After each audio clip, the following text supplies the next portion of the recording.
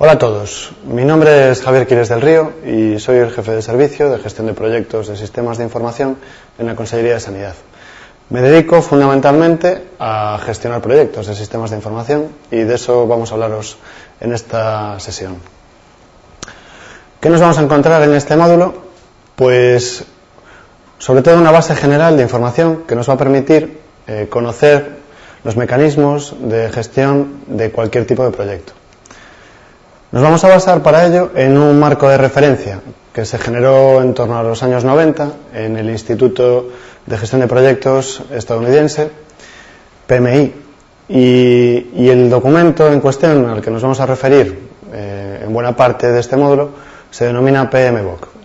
Son las siglas de Project Management Book of Knowledge. La pregunta que os podéis hacer es: ¿podré conseguir mejorar la gestión de mis proyectos de I+D con este módulo? Pues yo creo que la respuesta es clara y es un sí. Este marco de referencia que vamos a conocer es aplicable a cualquier tipo de proyecto. ¿Qué nos ocurre? Pues que esto es un conjunto de buenas prácticas que después nosotros deberemos adaptar a nuestro tipo de proyecto y a nuestra organización para que sea realmente efectivo. Pero bueno, hay que empezar por una base teórica general y luego pues hacer ese esfuerzo de adaptación a nuestro tipo de trabajo. Para entrar ya en el tema, quería plantearos pues una cuestión muy simple, y es que reflexionéis durante 10 segundos sobre qué tienen en común estas cosas. La construcción de una presa de 15 kilómetros con un presupuesto de 60.000 millones de euros y con 10.000 trabajadores. Otro tipo de tarea pues puede ser el desarrollo de un sistema informático de historia clínica electrónica y su implantación en varios centros hospitalarios. Y otra tarea que también quiero que comparéis es un ensayo clínico en el que tenemos pues un número reducido de pacientes y con el que queremos evaluar un nuevo tratamiento. La respuesta pues va a ser evidente. Todas estas cosas son proyectos. ¿Y por qué son proyectos? Pues porque entran en la definición que vamos a dar sobre lo que es un proyecto. Esta definición la recojo de este documento que os digo, de buenas prácticas, del PMBOK. Un proyecto se define como un esfuerzo temporal que se lleva a cabo para crear un producto, servicio o resultado único a través de un proceso complejo. Resalto 3 elementos de la definición. La parte de un escenario temporal. Los proyectos deben tener obligatoriamente un comienzo y un fin. Un proyecto, por definición, es acotado y debe tener pues siempre una duración delimitada. Si no, pues corremos el riesgo de encadenar unas tareas con otras y dar continuidad a una actividad que nunca sabremos pues si ha conseguido sus objetivos, si ha entrado dentro de unos costes o si ha entrado pues dentro de los objetivos de la organización. Otra característica es que se trata de elaborar resultados únicos. Un proyecto crea entregables singulares, es decir, hacemos cosas una única vez. No vamos a repetir nunca exactamente el mismo proyecto. Y por último, pues debido a la complejidad de la construcción de ese producto, sistema o resultado, pues vamos a tener que plantearnos esa construcción en fases o en una secuencia de tareas que se van a encadenar para conseguir el resultado final. Bien, ahora que tenemos ya la definición de proyecto establecida, vamos a pensar también a qué le vamos a llamar éxito de un proyecto. Pues vamos a definir un proyecto como exitoso si conseguimos realizar los entregables previstos, es decir, todos aquellos resultados que nos hemos propuesto, cumpliendo una serie de requisitos, si hacemos esto en el plazo que nos hemos también marcado para ello y si además nos ajustamos al presupuesto y a la financiación de la que partíamos. Si conseguimos estos 3 elementos a la vez, pues diremos que nuestro proyecto ha conseguido un éxito. Bien, vamos a pensar un poco más en qué elementos resultan claves a la hora de definir el fracaso o el éxito de un proyecto. Estos resultados provienen pues de una estadística que se hizo en los años 80 sobre proyectos de sistemas de información, que para los gestores de la época pues no eran nada adecuados, porque se calculaba que en torno a un 60 o 70% de los proyectos terminaban pues o bien desviados en costes, o bien desviados en plazos, o sin alcanzar los resultados esperados. y se hizo un análisis de por qué ocurría esto. Pues bien, ahí os pongo las 6 o 7 características principales que nos hacen que nuestro proyecto pues entre en riesgos y pueda no funcionar como esperamos. Una mala definición del alcance, es decir, qué queremos conseguir con ese proyecto no está claro. No hemos implicado a todos los elementos, todos los actores, a todas las personas que tienen necesariamente que opinar y que valorar cómo se está llevando a cabo ese proyecto. No tenemos los recursos adecuados, es decir, podemos implicar a mucha gente, podemos tener bien definidos los requerimientos y el alcance de nuestro proyecto, pero no contar con las herramientas, con las personas adecuadas, o bien con materiales o herramientas que deben apoyar la construcción de ese proyecto. No tenemos a la dirección implicada. Un proyecto está vivo y va a haber necesariamente cambios en él. Si la dirección de nuestra organización no es sensible con este proyecto, no nos va a apoyar a la hora de decidir si esos cambios son adecuados o no, y nuestro proyecto pues seguramente se va a quedar estancado o se quedará pues siempre falto de algún tipo de apoyo. Otro importante factor es la planificación. Debemos de marcarnos una hoja de ruta, una serie de hitos intermedios para llegar a la consecución de los resultados. Si no hacemos ese esfuerzo previo de planificar y tener claro pues qué pasos debemos dar, también nuestro proyecto pues acabará seguramente mal. Otro elemento es no identificar el rol de un jefe de proyecto. Es decir, alguien debe de ser el responsable de que el proyecto, entendido como ese conjunto de tareas, presupuesto y plazo, debe de asumir el control y la supervisión permanente de ese proyecto. Si no hay una persona que claramente encarne esas tareas y las lleve a cabo durante la vida del proyecto, seguramente nos encontraremos al final pues con una carencia en la gestión que nos hará que nuestro proyecto no funcione. Bien, pues una vez que hemos analizado las causas de los posibles fracasos, ¿cuáles son las conclusiones para el éxito? Pues que debemos de gestionar bien los requerimientos de nuestro proyecto, debemos de gestionar bien y tener muy clara la planificación que estamos siguiendo, y después debemos de hacer siempre un control económico y de comunicación con todos los implicados en el proyecto. Bien, pues todas estas cosas son las que recoge la herramienta de la que os voy a hablar. El marco PMBOK, Project Management Book of Knowledge, que es un documento que va por la 4ª edición, que salió en el año 2012, en el que se recoge pues un compendio de buenas prácticas y procesos que debemos de atender para que nuestro proyecto funcione y esté siempre controlado. Quería que supierais también que el Instituto de Gestión de Proyectos, el PMI, controla o acredita a aquellos que quieran participar en un examen y les hace poseedores de un título de gestor de proyectos que está reconocido por muchas organizaciones a nivel internacional. Así que si os animáis, si os gusta este tema, pues podéis prepararlo y quizá pues obtener ese reconocimiento que, como os digo, a nivel curricular pues tiene hoy en día bastante valor.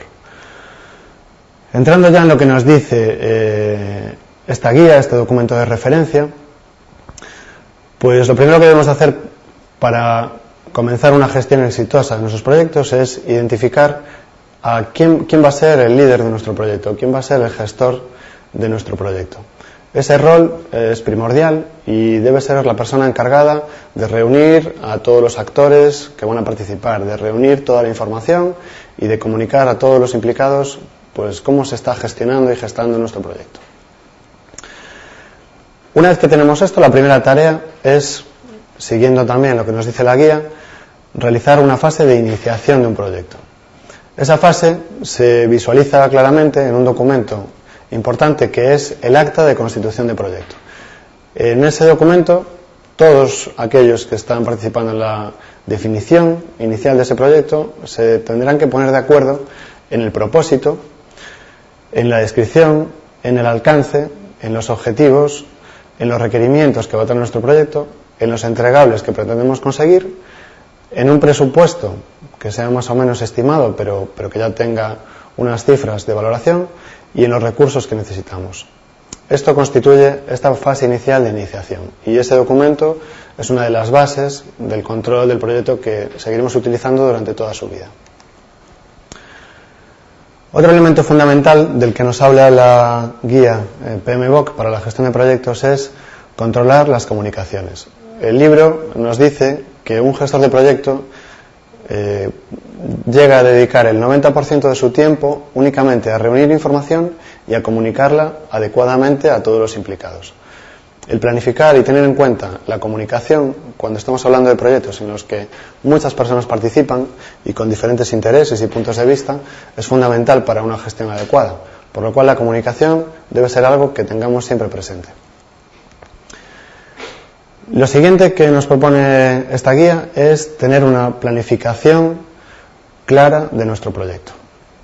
Lo que nos dice esta fase de gestión de los proyectos es que debemos de tener muy claro cuáles son los hitos intermedios que queremos alcanzar y debemos de tenerlos planificados en cuanto a la secuencia que va a requerir para construir correctamente el proyecto. Esto se consigue en otro de los puntos, en otro de los documentos fundamentales de la gestión de cualquier proyecto, que es la estructura de descomposición de trabajo, la Work Breakdown Structure en inglés. Este documento pues es un diagrama en el que tenemos reflejadas las tareas, los bloques de tareas que vamos a construir y además también podemos visualizar claramente, si lo hacemos en un gráfico, cuáles son las dependencias de las tareas que tenemos que abordar y que seguramente sean realizadas pues por diferentes equipos o diferentes personas. Eso debe estar en un documento central que todo el mundo conozca para que la gestión sea organizada y coherente. El siguiente paso es plasmar esas tareas dentro de un cronograma, ordenarlas temporalmente. Debemos de saber cuáles van primero, cuáles van después y qué plazos nos estamos marcando para tener terminadas cada una de ellas. Fijaos que en un proyecto pueden participar varios equipos y puede haber dependencias en la tarea de un equipo sobre los resultados finales que le entrega un equipo que trabaja anteriormente. Si esto no está bien sincronizado, pues nuestro proyecto seguramente se va a desviar y será complicado conseguir el éxito. La siguiente fase que nos dice el marco técnico PMBOK es la ejecución. En la ejecución debemos de incorporar los recursos del equipo de trabajo, debemos de tener los procedimientos de equipamiento y de contratación de proveedores de servicios que podemos necesitar y también establecer un sistema de control de la calidad de nuestro proyecto. Os pongo ahí arriba una figura muy importante y es que hay tres variables que siempre estarán dependientes y que conviene mantener en equilibrio para que nuestro proyecto funcione. Son el alcance, es decir, los resultados que pretendemos obtener, el tiempo que vamos a dedicar y el coste. En todos los proyectos esas tres variables son interdependientes, es decir, no podemos ampliar el alcance, aquello que queremos conseguir, sin aumentar o bien el tiempo o bien el coste. Igualmente no podemos reducir el coste sin reducir el alcance o bien prolongar el tiempo. Bueno, esto yo creo que es sencillo de entender, pero es muy importante tenerlo permanentemente presente a medida que vamos gestionando y llevando nuestro proyecto adelante, porque estas tres variables pues siempre tienen cambios, son susceptibles a cambiar el alcance, podemos tener también cambios presupuestarios y debemos de tenerlas siempre en mente para que las tres estén en equilibrio. Lo siguiente es la fase de seguimiento en control. Una vez que ya tenemos los recursos y hemos comenzado la ejecución, otro proceso principal es mantener un seguimiento permanente. Alguien debe de programar reuniones de seguimiento, verificar que el cronograma que nos hemos marcado es correcto, que nuestro presupuesto está en orden y no se ha desviado, ni estamos gastando más ni menos, y estas tareas deben de hacerse con una periodicidad establecida y de forma pues rutinaria y permanente.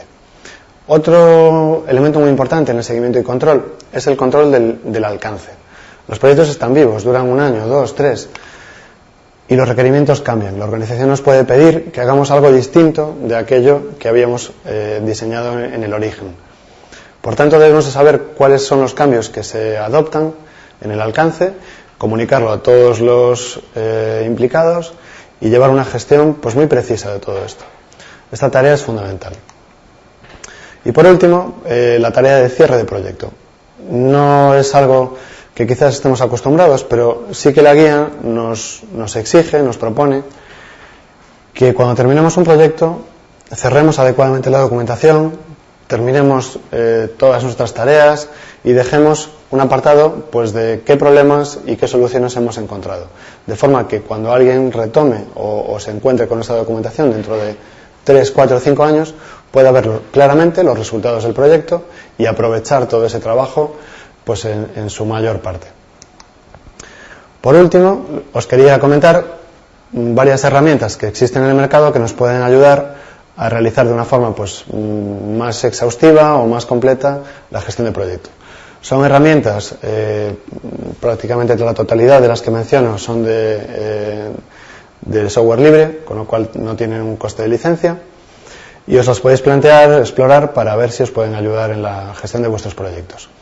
Para seguir el alcance y los requerimientos de un proyecto hay una solución que se denomina RedMind, que nosotros estamos utilizando en la Consejería de Sanidad y que nos está dando buenos resultados para proyectos amplios como puede ser la historia clínica IANUS o el sistema de gestión de imagen o de almacenes.